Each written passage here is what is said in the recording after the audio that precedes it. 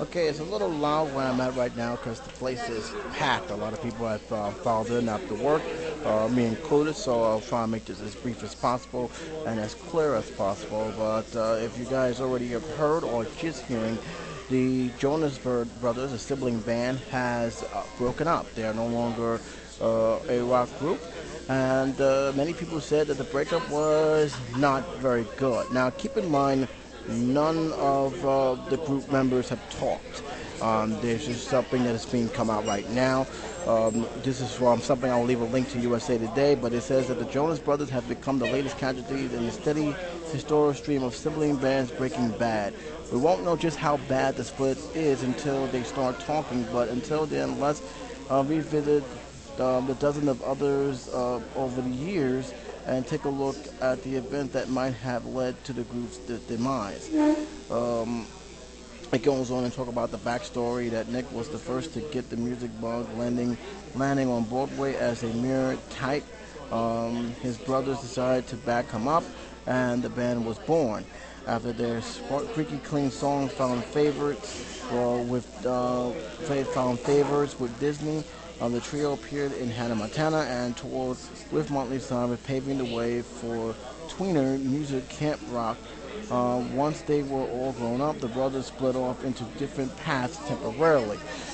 Um, and I think that's pretty much where I think of what's happened here. I think that they want to do something different. They want to do something that will further their careers or even take a new career as adults and not pretty much go into the same path. It even said at the bitter end, Kevin got married and he and his wife Daniela even have their own newlywed buds while the boys were out touring. But he since peeled off to focus on his reality show, married to Jonas, and becoming a father. Nick formed a side band, Nick, Joe, and the administration. I think that's what it's called. I know a lot of people are going to correct me on that one, so be it.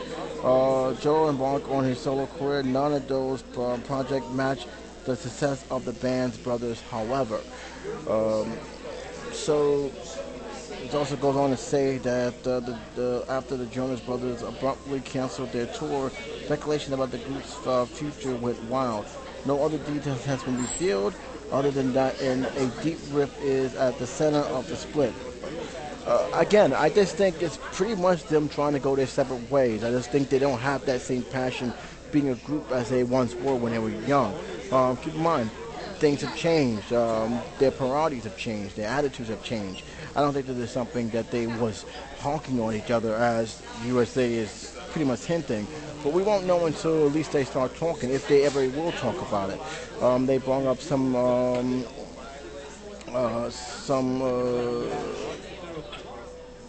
other groups that actually had broken up. Jackson 5 was actually actually mentioned in this article. It says the siblings were one of the biggest acts of the 70s with a massive success of Michael's solo album Thriller. He figured he had good things going on his own. He was right, of course. Does that hurt the other ones? Um, yeah, it did in many ways. You have the Osmonds. New Kids on the Block is also mentioned in this group. And Otis is mentioned in this group. We also have the Bee Gees mentioned in this list. The Allman Brothers is mentioned in this list of bad breakup. Hearts is mentioned in this list.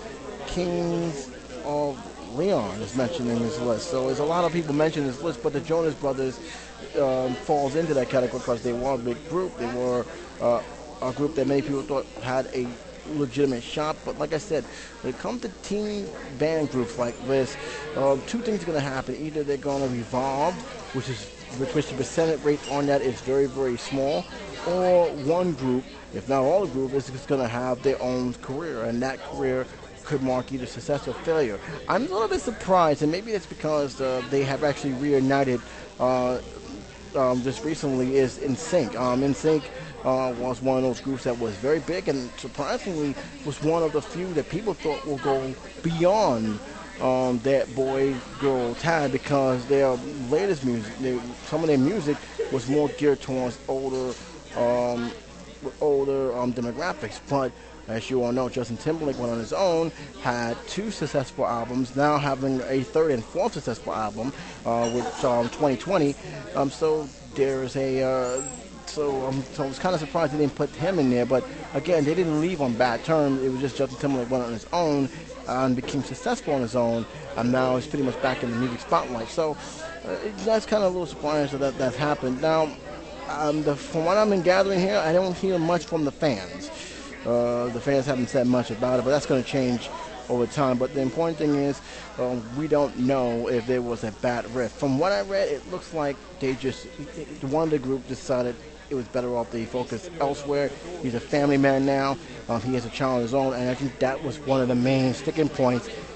Just don't want to tour, especially if you're more geared towards the family side. You don't want to be too far away from your loved ones. Keep in mind, touring can take a toll on a marriage, especially when you're touring almost half the year, and some people, their values just won't warrant that being away from their family for that much longer, especially when they know it could possibly end their marriage. But I'll let you guys decide on that. Let you guys have an opinion on that. I'd like to hear your views on it. Until then, it's J77 saying take care, be safe, and I'll talk to you soon.